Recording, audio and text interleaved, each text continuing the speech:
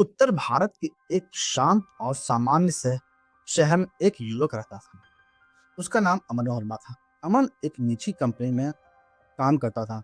उसकी जिंदगी बिल्कुल सीधी सादी थी। सुबह दफ्तर जाना, शाम को घर लौटना और छुट्टी के दिनों में दोस्तों के साथ समय बिताना, बस यही उसका रोज का जीवन था।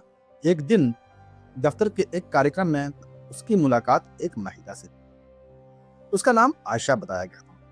आयशा बोलने में बहुत नरम थी। उसकी हिंदी साफ थी, लेकिन हल्का सा अलग अंदाज महसूस होता था। उसने बताया कि वह पढ़ाई के सिलसिले में बाहर रह चुकी है और अब भारत में ही बसना चाहती है। अमन को आयशा की बातें अच्छी लगी।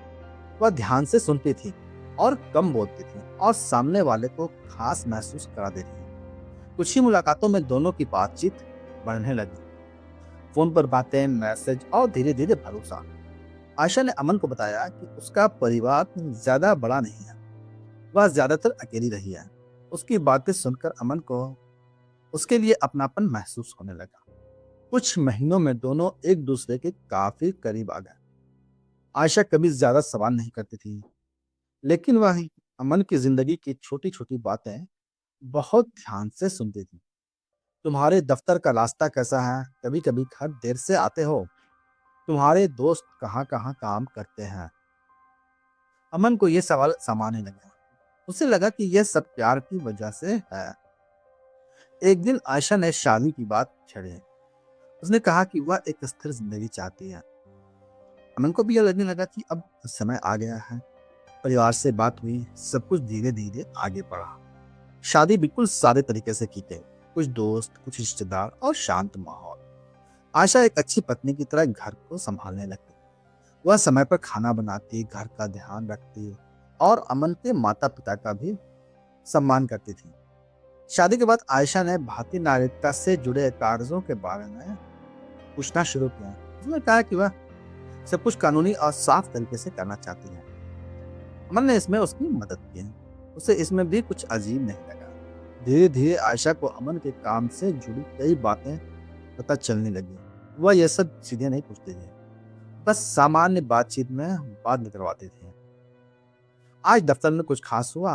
तुम्हारे बॉस कैसे हैं? आयशा हर बात ध्यान से सुनती थी।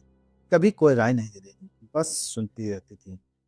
अमन को लगता था कि उसे एक समझदार और शांत जीवन साथी मिली है, लेकिन उसे यह पता नहीं था कि आयशा हर बात को अपने दिमाग में दर्ज कर रही है।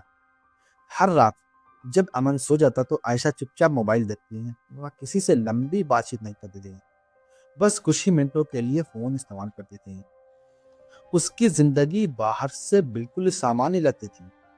एक पत्नी, एक बहू और एक शांत गृहिणी, लेकिन इस सामान्यता के पीछे एक और सच्चाई छिपी हुई थी। आयशा की यह शादी सिर्फ रिश्ता नहीं थी, यह उसकी पहचान बदलने का रास्ता थी। यह एक मिशन का हिस्सा थे, लेकिन अभी तक किसी को इसका अंदाजा नहीं था। अमन को भी नहीं था, और यही इस कहानी की सबसे खामोश शुरुआत थी। शादी के कुछ महीनों के बाद अमन की जिंदगी और भी स्थिर हो गई थी। उसे लगता था कि उसे एक समझदार जीवन साथी मिल चुकी है। आयशा घर को अच्छे से बिल्कुल संभालती थी और बाहर की दुनिया से ज्यादा जुड़ाव नहीं रखती। पड़ोसी भी कहते थे कि बहुत शांत बहू है आपकी, लेकिन आयशा की खामोशी के पीछे एक योजना चल रही थी।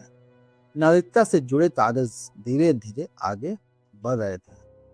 आयशा हर तारीख और हर प्रक्रिया को बहुत ध्यान से समझती थी।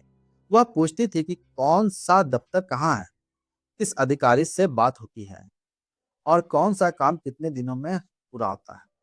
अमन को यह सब सामान्य लगने लगा। उसे लगा कि आयशा बस भविष्य को लेकर सतर्क है। इसी बीच अमन के दफ्तर में एक नया प्रोजेक्ट शुरू हुआ। वह अक्सर घर आकर थका हुआ रहता और हल्की फुल्की बातें करता। आयशा उसे ध्यान से सुनती। वह बीच में कुछ नहीं बोलती थी, बस कभी कभी कहती है क्या आराम करो। लेकिन अमन की कही हर बात आयशा के लिए आम थी। कौन सा विभाग, कौन सा शहर, किस तारीख को यात्रा, सब कुछ उसके दिमाग में बैठता चला जाता। एक दिन अमन ने देखा कि आयशा देर रात तक जाग रही है। उसने पूछा तो आयशा ने कहा कि नींद नहीं आ रही थी। अमन ने ज्यादा ध्यान नहीं दिया। उसे नहीं पता था कि आयशा कुछ ही मिनटों में अपनी सारी जानकारी आगे भेज देती थी। कुछ समय बाद एक छोटी सी बात ने अमन को सोचने पर मजबूर कर दिया। आयशा ने अचानक उसके दफ्तर के एक पुराने सहकर्मी का नाम लिया। तो ये सुनकर अमन हैरान हुआ। उसने पूछा कि तुम उसे कैसे जानती हो? तो इस पर आयशा थोड़ी देर के लिए चुप रही, फिर बोली कि तुमने ही तो बताया था। तो अमन को याद नहीं आया कि उसने उसे कब बताया था, लेकिन उसने बातें टाल दी। इसके बाद ऐसी छोटी छोटी बातें और होने लगी। आयशा को कुछ ऐसी जानकारियां याद रहती थी जिन्हें अमन ने कभी खास ही नहीं समझा था। अब अमन के मन में हल्की सी शंका पैदा होने लगी। उसी समय एक सरकारी जांच टीम कुछ अलग मामलों पर काम कर रही थी। उन्हें कुछ सूचनाएं ये थी कि किसी के जरिए अंदर की बातें बाहर पहुंच रही है। जांच धीरे धीरे आगे बढ़ी और कुछ नाम सामने आए। एक दिन अमन को पूछताछ के लिए ऑफिस में बुलाया गया। वह तो घबरा गया। उसने सोचा कि मुझसे क्या गलती हो गई। सवाल बहुत साधारण थे, काम, दोस्त और घर की दिनचर्या। जब बात आयशा पर आई तो अमन ने वही कहा जो वह जानता था। वह एक सामान्य गृहिणी है। लेकिन जांच यही नहीं रुकी है। कुछ दिनों बाद आयशा के फोन और कागजों की जांच हुई। कई बातें साफ होने लगी। वह जिनसे संपर्क में थी वे सामान्य लोग नहीं थे।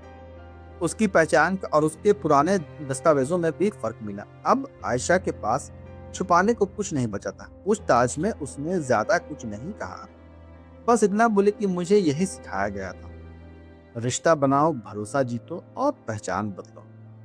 अमन को तो जैसे जमीन खिसकती हुई महसूस हुई। जिसे वह प्यार समझ रहा था वह तो एक योजना थी। शादी, घर और सपने सब एक मिशन का हिस्सा थे। आयशा को वहां से ले जाया गया। नागरिकता की प्रक्रिया रद्द कर दी गई। मामला आगे बढ़ गया। घर फिर से वही था, लेकिन अब सब कुछ खाली सा लग रहा था। अमन को एक बात समझ में आ गई थी कि प्यार सबसे खूबसूरत एहसास होता है, लेकिन अंधा भरोसा कभी कभी सबसे गहरी चोट बन जाता है। और इस कहानी में प्यार की शक्ल में आया मिशन आखिरकार उजागर हो चुका था। यह कहानी केवल मनोरंजन और जानकारी के उद्देश्य से बनाई गई। इस कहानी का किसी भी असली व्यक्ति, शादी, देश, संस्था या घटना से कोई सीधा संबंध नहीं है।